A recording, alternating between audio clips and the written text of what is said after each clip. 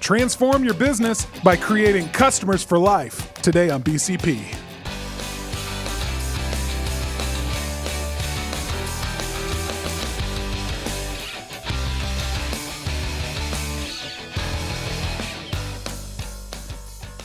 Hey everybody, and welcome back to another episode of the Blue Collar Proud Show. It's the show that's all about having and living the blue collar business dream. If you can dream it, you can build it. And Taylor and I want to be along for your journey of success every single week. Thanks for tuning in. We appreciate it. My name is Carter Harkins. With me here is Taylor Hill. Every week, man. Every week. You know, it's been a while since we've been back in the studio, though. For those of you who don't know, we record in batches oftentimes because of our travel schedules and, you know, business obligations and things like that. And it's been a while since I've sat across the table like this to have this conversation. I know, which is one of those good, bad things. The good thing is we've been busy. The bad thing is we've been busy. Exactly. Well, I'm looking forward to today's conversation with Alan Rush. But before we get into that, first I want to tell you about our show sponsor, Closing Commander, the automated sales follow-up system that closes up to 20% or more of the open estimates in your business. In fact, we just got back from Service World. That was one of the places where we were out in Las Vegas, Nevada. It was fantastic. Service World Expo 2018. It was a great place. We were there with Closing Commander exhibiting in their show, and we just got tremendous response from business owners saying, yeah, you're solving my problem. I cannot wait to get this going in my business. So, it was exciting. Yeah, it was. It was really good. So we want to extend a special offer to you. One of the things we realized while we were at the booth was that doing demos is a bigger thing than we thought it was going to be. Yeah. So we want to do more demos. If you're interested in getting a demo to see what Closing Commander looks like up close and personal and see exactly where it fits in your sales follow-up automation process, or where it fits in your sales process, how this automation works to just take it to the next level and make it that much more effective, you can go to closingcommander.com. There's a little pop-up that's going to happen right there on the homepage. And all you have to do is request a demo, pick a date, and we'll get on the phone together and talk strategy about how to make this work in your business. Also, if you use the link in today's show notes, when you choose your plan, you're going to get the first 30 days of that plan at no charge. So don't wait. Do it now. Get a demo and then sign up for free 30 days once you choose your plan. Do it now. closingcommander.com. All right, let's talk about this. You know, Alan's one of our, he's here in Nashville area, so we have him in the studio. He's one of our favorite people. Yeah. Just an honest and sincere guy who is driven by the same desire we have to just make sure that service business owners are playing their best game, you know, figuring that out. And when it comes to sales and it comes to customer service, I don't know of many people that can speak about it at such a high level any more than Alan Rush. Yeah, I agree. Let me read a quote to you. Tell me what you think of this. If you sell something, you make a customer today. If you help someone, you make a customer for life. What are your thoughts about that? Well, I mean, just, you know, if you just think back in your own life of the people that you have gotten help from and the difference of that. I mean, I think of, you know, I got more help from my mother and my stepfather than I ever got from my dad. And it doesn't mean that I love my dad any less, but what I realized is I have a fantastic relationship with my stepfather. Yeah. Way more than my own father. Yeah, it's the relationship and part, right? It's the relationship part. And it's you know, one of the things that happened is I was always so grateful for my stepfather because he had the money to help, and he helped our business some. And he's helped my wife, he's helped me in our business because he realizes that he had help in his business. So he just passed it on. It really is what he did. And he doesn't, and it's not just the help. I'm going to just say this because helping somebody is different than helping somebody and then holding it over them. That's not really helping someone. That's it's not creating an unfair but sometimes imbalance in a people relationship. think that that is helping, even in a service relationship. I've heard this. I've heard this. Well, I helped them and da da da da da da, and they should be blah blah blah blah blah blah blah. And it's like, yeah, you didn't help them. Yeah. You didn't help them. Right. Help has no. When you truly help somebody, there's not a, well, I did this for them. It's not a tit for tat thing. Yeah. You know, and I learned that from my stepdad too, because my dad in the past, who has helped, always expects something in return.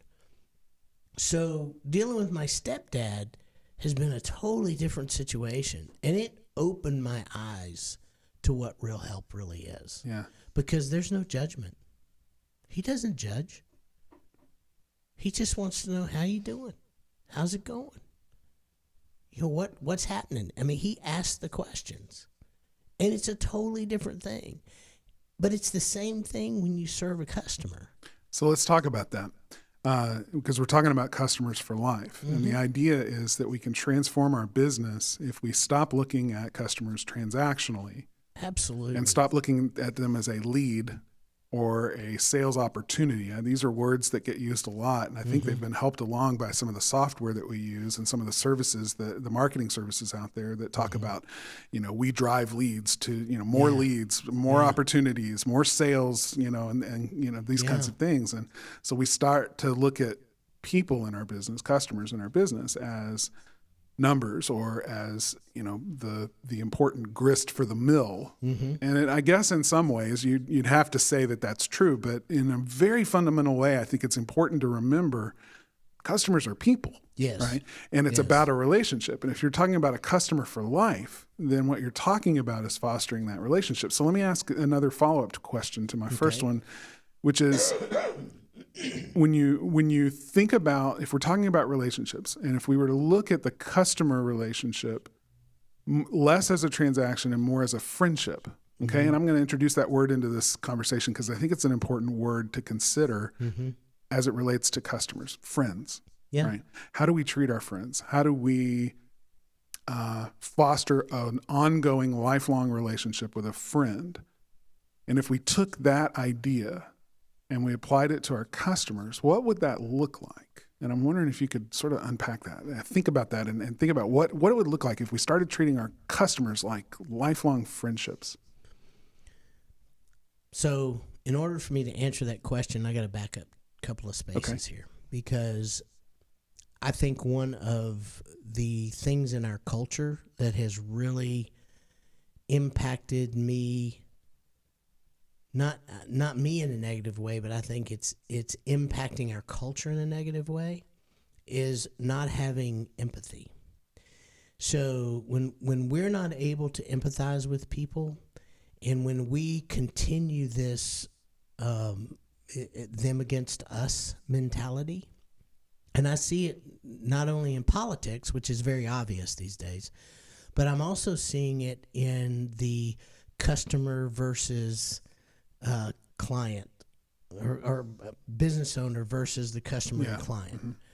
I see this especially in social media, where people are like, "Oh my God, this guy did blah blah blah blah blah blah blah blah blah blah," and it creates this us mentality, Us versus them. us versus them. So if you have an adversarial relationship going in, people sense that. You can never build a friendship with that. So you have to realize that both you and the customer are looking for a solution. So I think in order to have the friendship mentality, you have to have the mentality of solving problems. You have to have the mentality of, I'm here to help you find the best solution for your problem. I think when you do that, all of a sudden friendships just come out of that. And we've found that in our own marketing company. I mean, we have people that I still consider friends that don't use us anymore.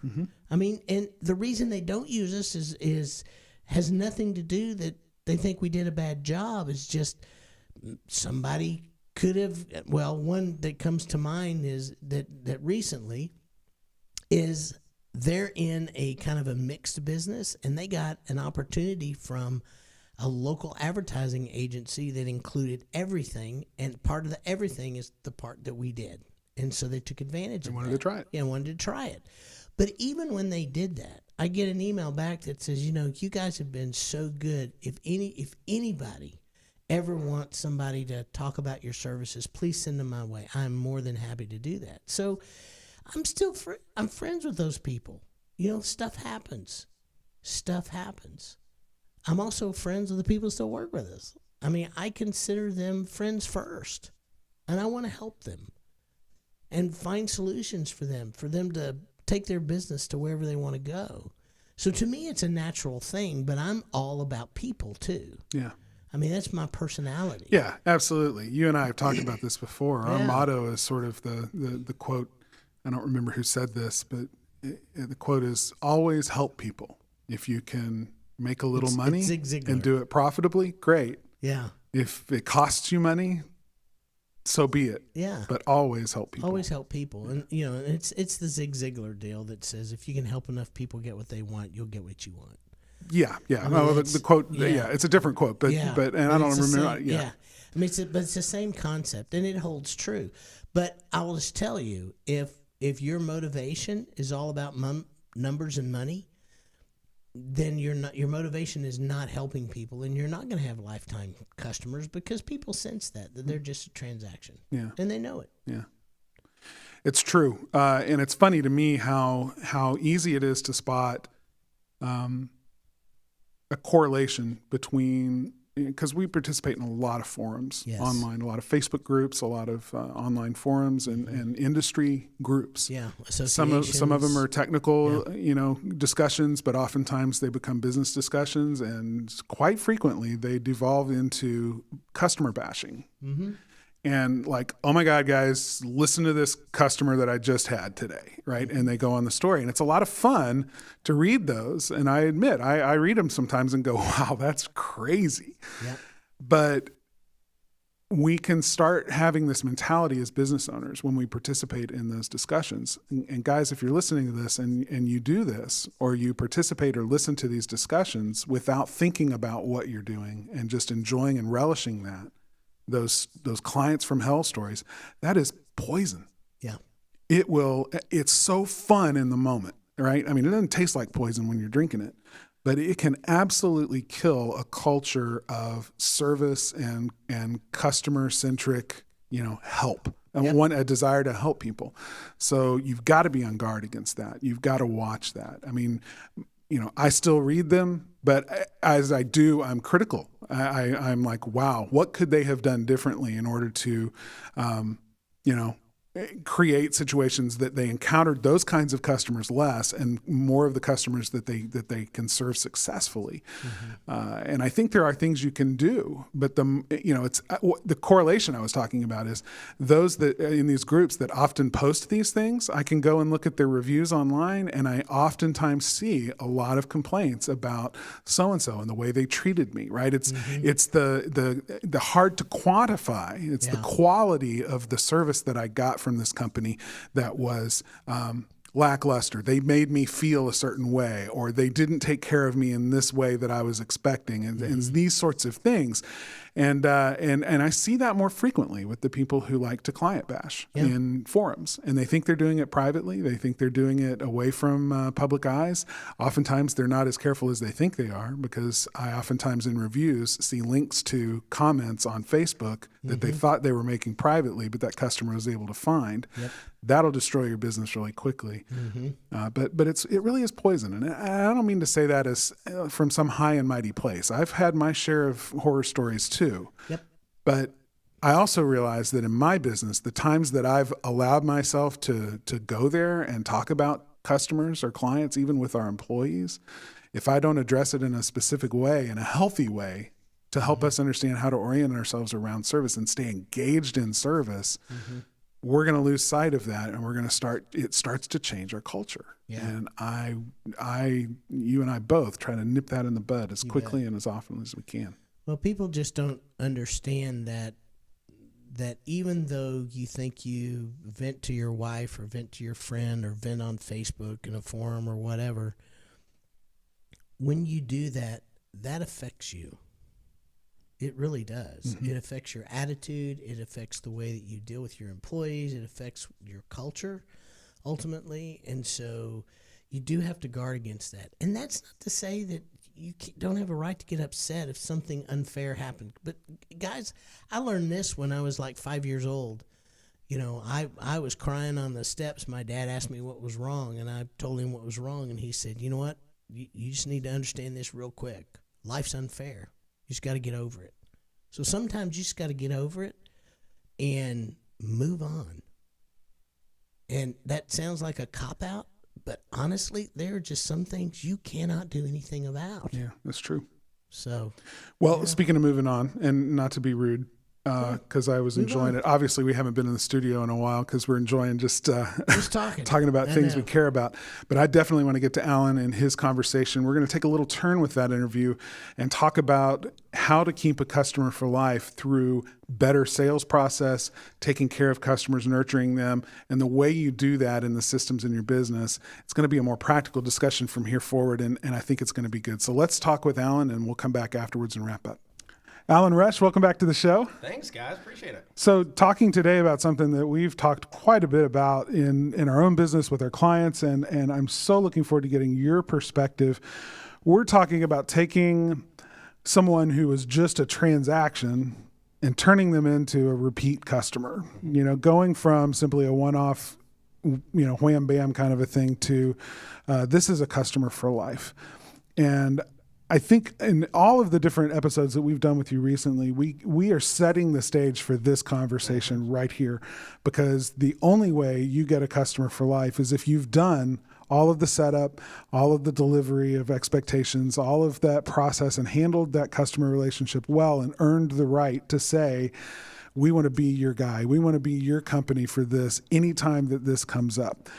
Talk about what it is to win the right to have a customer for life. Yeah, it goes back to, and the names, I think it's Ken Blanchard, is that the Raving Fans? Yes. You know, it's that idea.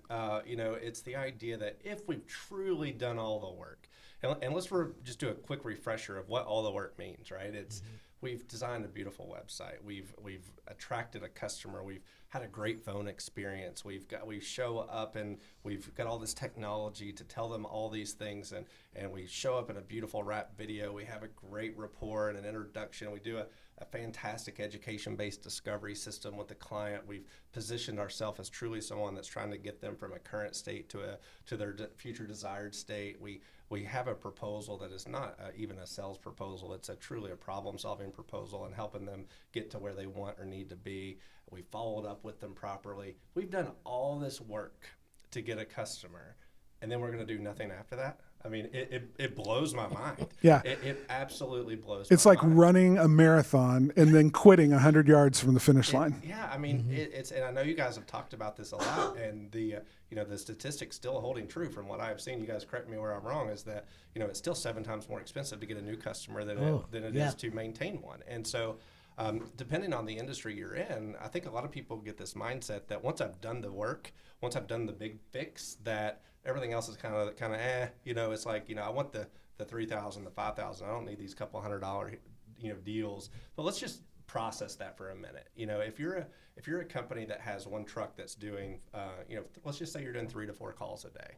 And let's say you charge $200 for that call, on an average inspection. And let's say you sell a bunch of work and you get a big $5,000 sale. That's potentially, if you have 5 calls a day, that's $1,000 every single day if that customer were to do business with you again next year. So do that. All of a sudden now we're at $5,000 a week. And then just do that math and to tell me anybody that's listening to this show that wouldn't want an easy $5,000 a week added to their bottom line, especially if you're a seasonal business and there's times where you're having to make those tough decisions of, can I keep my guys busy? Can I, am I going to have to have layoffs? Am I going to have to do those things? I mean, it's the easiest thing in the world is to is you've earned the right to say, it's the easiest time to do it, right? You make a big sell and you say, now that we've made this investment into your home, let's make sure we never have to make an investment like that again. And let's make sure that on an annual basis, we're taking a look at this and we're making sure that everything is holding tight. And if we've got warranties involved, that, we're make sure that we're managing, that everything's holding up the way it's supposed to be. It's so easy. And then, on the same side of warranties that's probably the other big one that I see that very few people do. And I know I'm not recreating the wheel here. I mean, this stuff's been talked for 15, 20 years. So I don't want anybody to interpret this that I'm trying to invent something here. It's what I see the reason is that people either have tried it in the past and it's been unsuccessful, or they're not doing it the right way. So warranty management, every single thing that you sell in your company, if it has some sort of warranty, whether it's your warranty or it's a manufacturer warranty, it starts with setting the expectations with the client after we've installed that, or even the salesperson that sold it, that Mrs. Jones, I know we've made an investment here in your home, but this thing is going to last you for life. You're not going to have to deal with this ever again. There's a caveat. We want to make sure that we come out every year and just make sure that everything's holding, that we're inspecting this. If there's some sort of cleaning process, that's happening as well. And as long as we do that, Ms. Jones, you never have anything to worry about with this particular component again. Who's not going to take you up on that? So then it becomes an office or a system function, right? It's how do I manage that? How do I know to call Ms. Jones in a year from now? And there's, I've heard you guys do a ton of conversations on good CRMs and good management systems. There's, take your choice. I mean, if you don't have money, use your iPhone calendar. I mean, use anything to make sure that you're reaching out to Miss Jones, 11 months from now, or if it's you're trying to move her to another time of the year, that you're setting some sort of reminder to call Miss Jones. And when you call Miss Jones, it's not Miss Jones, you have this appointment. It's Miss Jones, we're continuing the conversation of, just as a reminder, we put in this product for you last year, and this product has this manufacturer's warranty, and we want to make sure that we maintain that warranty by having your annual visit, and we've got you set up for this day, this time. Does it still work for you? It's just such an easy, natural thing that if we do those little things, and you say $5,000 a week, what if you have 2 trucks, 3 trucks, 4 trucks, 5 trucks? I mean, it's exponentially amazing. Yep. Yeah, it grows. People don't do the numbers. I mean, they really don't. They look at it as, well, if I can have a big hit and have a $5,000 day, if I keep churning, okay, they don't understand the value of the small job over time. And if they would stop and really look at the numbers and of what that means in your company, and the fact that could be 70 to 80% of your client base year in and year out. So if you want to grow a company, grow it that way. Have your trainees and people that are going out and doing those type of jobs and really learning the business. Absolutely. It's a great way to train your newbies. Absolutely. I would think. It's huge. Doing that on that end, and then turning around as a business owner and grow it when the demand is there. Yep. Man, I mean, it's like, Yeah. It's the, and I know I talk about chimney guys a lot because that's where the world that I live in most of the time, but it's this catch-22 of, and we've talked about this before as well, of the time that I should be training is the time I don't have the money, right, in a seasonal business. And I certainly can't be adding employees during that time and having additional expense. But you're 100% right that if you've got the customers that are cash flowing your training program, think about that. Yeah. They've already got the relationship with you. They're not going to get into any real tough situations. Hopefully we've already done the big work. And if we haven't, what a great opportunity to have someone that you've already had a relationship with, that maybe something's deteriorated that we didn't address before. Or maybe it's time for some preventative maintenance that we didn't do before. And this is where knowing your numbers and a whole nother conversation comes into it. Obviously, a lot of times people view their inspections as a loss leader, that if I don't sell something, I've lost money by doing that. And I still don't understand that mindset of why we would do anything intentionally to lose money to hope we're going to do something else. But I have people convincing me that that's the right way, and that's the, I can't sell anything if I don't get in the door. And I said, well, let's look at your numbers, right? It goes back to your data. And yeah, you did get that one $5,000 one, but what about those 9 that you went out for free and you didn't sell anything, and you mobilized your people, your vehicles, and you paid them? And so, we could do a whole class on that. Oh, absolutely. But for sure, it's all about just customers for life, and that and we're moving them to the time that we want to do business with them, right? It's no longer when their needs the highest, and using our chimney example, if they're calling us when it's cold or they're calling us when they want to use their system. But if we plug them in April through August, whenever they're not thinking about that system, but all of a sudden it's like, you know what, we're a little slower. This is a great time to do that work. I want to keep my guys employed, and I want to train, and I want to get these new guys ready for busy season. It's perfect. Well, let's talk about that real quick, because one of the biggest challenges in a seasonal business is that on again, off again. It's the momentum issue, just like getting a train going. That engine's pulling, and it's the jerky, herky-jerky kind of start until all of those trains are moving in the same direction at the same speed. And it takes a tremendous amount of effort to get to that point, only to reach the end of a season, start slowing down and have to do that all over again. Yeah. So one of the things about recurring revenue, right, maintenance plans and that is that it recurring revenue is predictable revenue. Yeah. When you have predictable revenue in your business, you can start charting a course for growth, building on year after year after year, to where you're never in a situation where we can't hire this perfect candidate, this perfect new tech, because we are in the middle of our slow season, and I don't have the cash flow to keep them busy, and I don't have the jobs, that are lined up. So even if it's not the big job, the $5,000 ticket, if it's a $200 contract that's leveraged over 12 months, it's consistent revenue. You do enough of those, now you have a bedrock base of revenue that makes your business cash flow positive 12 months out of the year. Right. You can now hire, you can make better decisions about marketing and all of those things.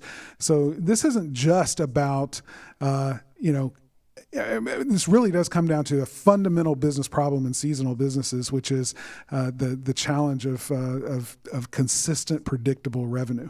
I mean, you said that perfect. I mean, it's dead on, and it's the idea that usually when we hire somebody is when we need them versus whenever we got the right candidate. It's having that luxury of being able to hire the right person that you come across. I mean, man, what a game changer for running a business. And contracts are huge. We just you guys know partner on Surefire Training Academy. We do a monthly webinar for all of our subscribers on there, and we just had this past month had a great conversation about contracts in our industry, and how we're seeing 95% completion rates of no one cancels. I mean, no one cancels these contracts because in this industry is $20 here, $10 there, and they've already invested in it. That you're their guy, and what a great cash flow. I got a client's got 3,000 contracts now, and you do that math, and you do that every single month, even the time we're supposed to be slow, that money's still coming in. Man, you can make some great business decisions, and you can do some great training by having that consistent cash flow and covering your overhead. Yeah, yep, absolutely. So awesome. I love it. Yeah. So a customer for life is one that looks at your business and has already made a decision that I've had such a good experience with them, I'm not even going to look for someone else.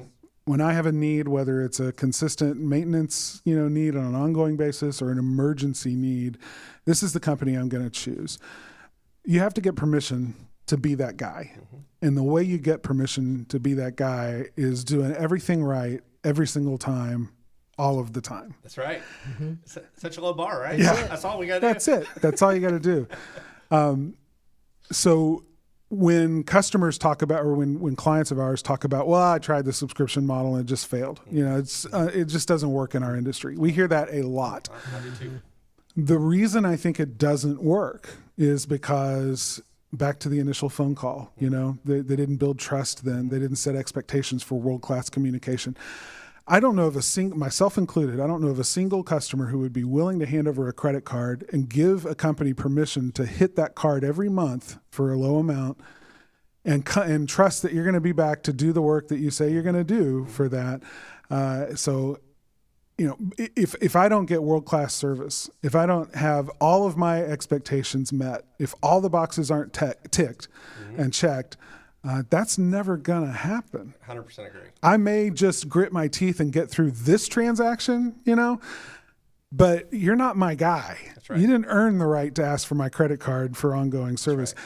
So I think in talking about some of these programs and whether or not they're going to work for you, you can't just evaluate the program in its, just isolated not on in a its own. silo, for sure. You have to look at your entire business process and decide whether or not you're delivering the kind of world-class customer service experience that earns the right to have that kind of recurring revenue. 100% agree, and that is part of our close, and that is if we've back to our Mother Teresa moment, right? If the customer has just felt like this was something really good, and this is like, I like this guy, I trust this guy really knows what he's doing, I know he's going to do right by me, and yes, I'm going to have him do this work, and if I ever have future needs, certainly I would feel good calling this guy. But in our close, that becomes part of our sell. Whether we've made an investment in our home, whether we made an investment in some sort of repair, or we've just upgraded to something that we wanted, it's the what has to happen in order to make sure this situation stays the same or it doesn't continue to deteriorate. And that's why if I'm your guy, this is what I'm recommending to you, is that not only do whatever agencies say we're supposed to do this, but let me explain to you why this is important. And I want to continue to make sure that everything that we have promised and all these problems that we've made go away for you, and we've now taken you to this desired future state, let's make sure that you stay in that desired future state. And by doing that, I'm going to come out and I'm going to check on you every year. I want to make sure nothing's changed. If something's changed, we're going to talk about it, right? If it's something that's changed that's within my warranty, I'm going to cover it. You're never going to have to go anywhere else because I'm your guy, right? Yeah. So, well, and let's just be honest here. This is, in my opinion, and I think in y'all's opinion, the way it should be done. There are a lot of people out there not doing it this way. I mean, because we have people that call us and say, here's our model. I need 6 appointments a day, and all I want is the lead machine. It's lead after lead after lead, and they don't care about the customer. They really don't. They'll tell you they care about the customer, but they're in and out in, 20 minutes on what could be an hour and a half job if they stopped and actually did more than what they're doing. I mean, there are people like that out there that don't buy into this. And so no, if you buy into this, you are competing with those people. Yep. They don't care. And if your mindset is, I can't compete with them because I need to charge a higher fee so that I can take the time and all that, you got to change your mindset. Yep. Because I've seen this happen over and over and over again in markets. You have somebody that changes their mindset and says, I'm going to care about my customer. Yeah. My customer is going to be what matters in this transaction. I'm going to do what I have to do to make that customer feel good. And those are the companies that I see that are killing it right now. Absolutely. And they're not killing it because they're trying to kill it. They're killing it because they care. Absolutely. I mean, it goes back to the triangle, right? I don't think we've talked about this on this show, but I mean, you can have a market position of, you can go in as the low cost guy, you can go in as the speed guy, you can go in as the quality guy, but rarely can you do both. Sometimes maybe you eke in the middle of 2, but you certainly can't do all 3, and usually can't do more than 1. And so it's I have seen models, and I have seen models where people run the all free thing, and they're just churning leads, and they're selling high margin products, and it works for them. And so it's not the customer experience I want to deliver, but I'm not going in to tell them the way I want them. I think they should run their company. I'm going in to say, where are you trying to go? Let me help you get there. And so there's certainly more than one ways to skin a cat, so to speak. But know that if it's that's not going to be a customer for life. I mean that exactly, and that's what we're talking about, a customer for life. That is, you may get sales that way, and you may be able to get transactions that way, and you may make profit that way. But it goes back to knowing your numbers and all that whole conversation. But if you're looking for that raving fan and you're looking for that person that anyone says, hey, do you know anybody that does this? And you're the first top of mind person that comes to their mind, and you absolutely have to call them. This was amazing. You want that type of person out there. That person is the one that's leaving your reviews. That's the one that's telling you, willing to do business year after year, and willing to tell their neighbors, and willing to put the yard sign, out in their front yard. And I mean, that's who you want. And certainly it's very tough to get that type of person with that model you just described. Yeah, and I'm with you. I'm not saying it's bad, but it's different. Yep. And it's a different way to compete out there. So you got to know who you want to be. You got to choose. That's right. You got to choose. Well, and in our business, we want customers for life. Customers for life are also the easiest customers because they have a relationship and an expectation of trust. And you have to maintain that, but they're not only less expensive. We talked about 7 times less expensive than new customers, but they're also probably on the order of 5 or 6 times less difficult to maintain or to continue an ongoing profitable relationship.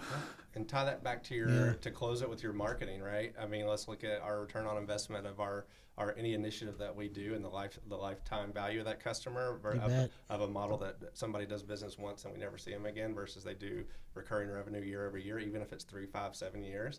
Man, that dollar looks a lot prettier for that investment than it does for the one-off guy. Yeah, and the reality in marketing is there are very few marketing companies, online marketing companies. I don't know about advertising, but online marketing companies that do what we do, that have more than a 60% retention rate. Isn't that amazing? And it amazes me. I talked to a plumber once who said, his problem was that all his customers were dying. He's been in business so long and all his customers are aging and dying. He said, I've been more funerals recently. And I was like, wait. I mean, we were talking about a business problem, but I stopped for a second and I asked him, I said, you mean you're going to your customers' funerals? He goes, yeah, the families invite me to go because I've known these people so long and have such a relationship with them that I go to their funerals when they pass away as a guest. I mean, invited. The level of relationship that guy has. Yeah, right. Mm-hmm. So that's what I keyed in on. And I went, man, if I could run the kind of service business and encourage others to run the kind of service business that I'm attending funerals for customers. Wow.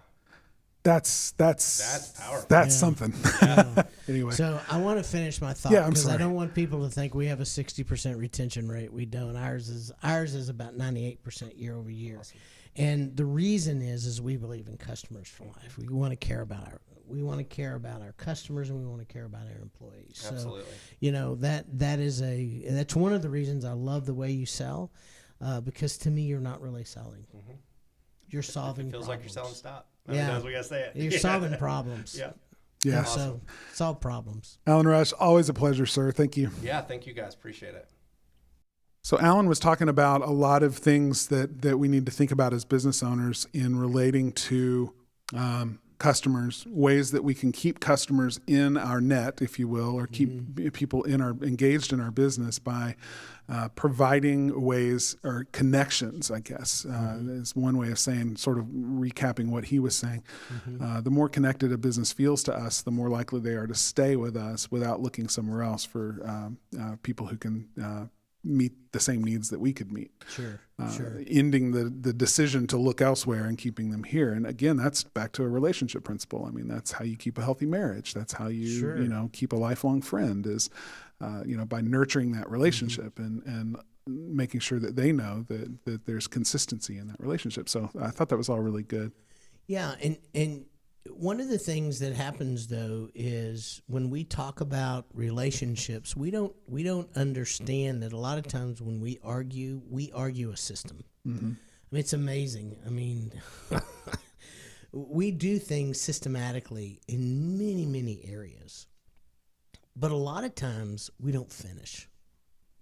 So I want you to talk a little bit about finishing processes. Mm-hmm. Not only in the sales process, but what do you have to do to finish to have a lifelong customer? Yeah. So, okay, that's interesting.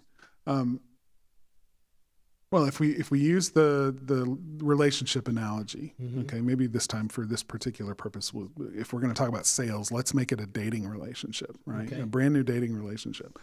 You like somebody, they like you. You have a great conversation, and you decide I'm going to ask them out. So you ask them out and they say, I'm not sure. I need to look at my calendar. Let me get back to you. And then days go by and you don't hear anything. And then a week and 2 weeks and you just never hear from them. So in a dating relationship, that wouldn't work very well. I mean, you're not going to achieve the goal of getting the date if neither one of you are going to communicate, right, about what the next step looks like. But it's amazing to me, and dating experts, I mean, these people that put on dating boot camps and things on how to successfully, date, they will tell you, oftentimes, it's just simply because the person who wants to go out on a date, maybe a little bit more than the other person, doesn't follow up well to make sure that actually happens. They leave too much to chance. Yeah. So in this idea of follow-up, let's look at that in our businesses. I think if we're going to look at the sales relationship as a dating relationship, then that is the area where businesses absolutely drop the ball. Okay. Is asking for the date, working to get the close, working to get the yes. And in those situations where a customer really does need more time to think about a purchase decision, you've presented an estimate and they say, I'm interested, but I need to think about it. Let me get back to you. And then they don't.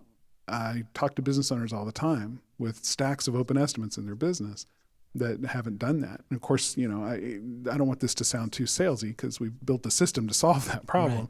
Right. And it could naturally sound like I'm trying to sell it. But I think what I want to focus on is the relationship side of it. Mm-hmm. It's unfair to somebody who you've entered into a relationship with. I mean, they've asked you for something, you've provided something to them. Now there's an expectation they're going to give you an answer about that.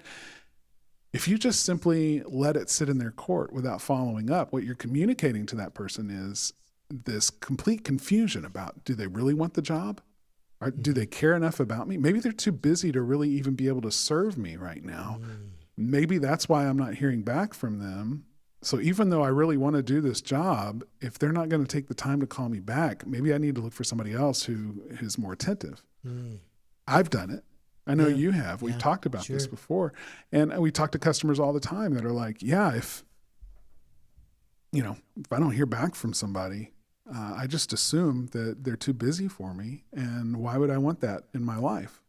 There was a guy at Service World that came up to me, and again, we were there on the trade floor with Closing Commander, but this applies. He looked at me and he goes, "Everybody needs this. You know why?" I said, "Why?" He goes, "I just put out a $100,000 landscape job.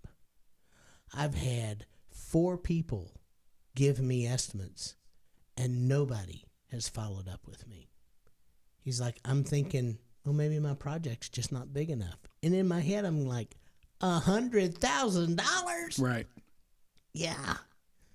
It's a problem. So looking at the relationship aspect of it, I mean, that's one of the things in dating that they'll dating experts, relationship experts will say is that we don't like to put ourselves in situations where we might be rejected.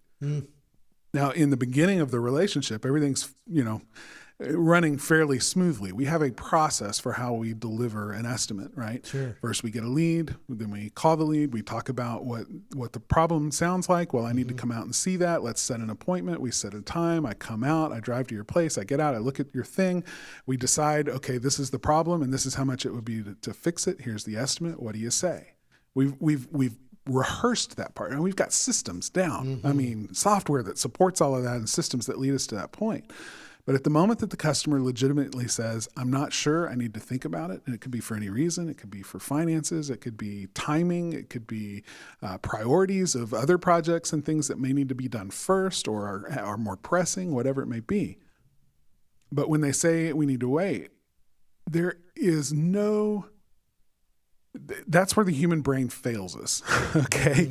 This is where we don't want to call somebody back or email them back and ask them, "Are you ready?" or "What do you think?" or "I'm following up," or, those questions, because the answer may be no.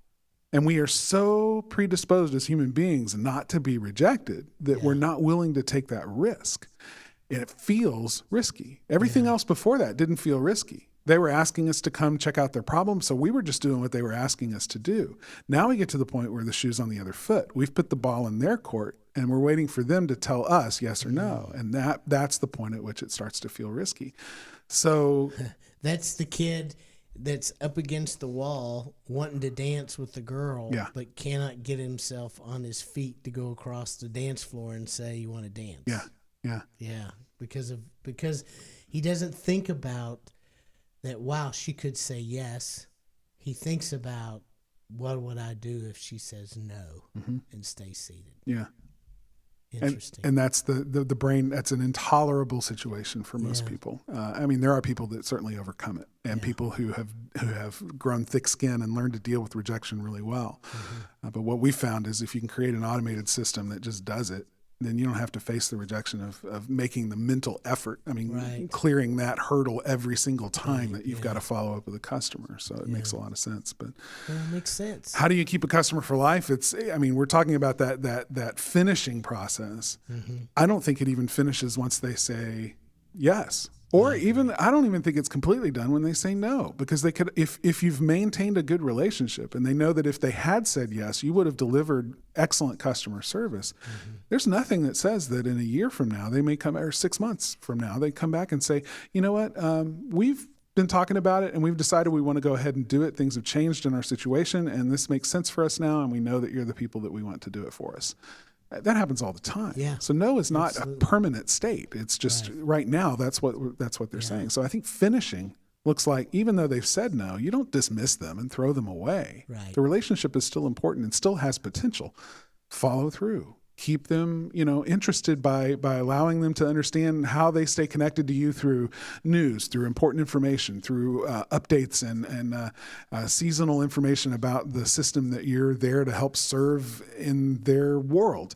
All of these things help to undergird that relationship and keep it strong so that when they're ready to make a decision, either way, whenever they're ready to re-engage with you, you're there for them. I think that's a solid friendship. I have friends that I don't see for years, but we trade little texts back and forth, and it just keeps the relationship stimulated enough that when we get back together in the same town for a night or two, to smoke cigars and hang out and talk about life and how much has changed over, 4 or 5 years and not seeing each other, it's like we pick right up where we left off. And I know everybody I know that cherishes relationships says they have friendships that are that way. You bet. And all it took to really stay in that place of being able to pick right up where you left off was those occasional little messages back and forth, those texts. Hey, thinking about you today. Hope you have a great day. Oh, that was nice. I feel warm and fuzzy towards this person. And so when I see them again, we just pick right up where we left off. Yeah, I think it's awesome. And if we would think more in terms of what we want with our customers, and that's also how you get referrals. You want to have a great referral business, then be friends with your customers. That's it. Yeah. Even if they say no, they'll refer you, just Yeah. like you were talking about. Yeah. Yeah. It's awesome. Good stuff. Well, let's wrap this episode up. If you'd like to let us know how we're doing, we would love it if you'd take a minute to leave a review for us over in iTunes. More reviews means that we're able to serve more listeners, which is our goal, not only for serving you and your business, but making sure that Blue Collar Proud businesses everywhere are able to grow solid businesses, strong businesses that can serve their communities. Don't forget, you can download our free show app. It's available in the Apple App Store or from Google Play. It's got great content there, some bonuses for you and special offers like this one. Remember to sign up for a free Closing Commander demo and also for 30 days free when you choose a plan. You can learn how this automated sales follow-up system can complete your existing sales process by going to closingcommander.com. 2 more reminders. You can grab a copy of our book, Blue Collar Proud, 10 Principles for Building a Kick-Ass Business You Love over at Amazon.com. When you grab it and you read it, go back there and leave us a review, would you? Thank you. And last but not least, come over and hang out with us over in the Blue Collar Proud Nation Facebook group. Always glad to approve new members and have conversations over there, so make sure you're a member of that group. And you can find out about all the other places where you can connect with us by simply going to bcpshow.com/connect. And that is going to wrap it up for this particular episode of the Blue Collar Proud Show. As always, Taylor and I want to thank you so much for listening. We also want to thank the people that make this show happen every single week. Aaron Blaze, our technical director, Jessica Wynn, our show coordinator, and Jonathan Sanders, our community manager, and a really fine videographer too. Until next time, remember, it takes the same energy to build a business that you hate as it does to build one that you're proud of. So why not build it the Blue Collar Proud way? We'll see you again right here next time. Bye. The Blue Collar Proud Show is a production of the Blue Collar Proud Network.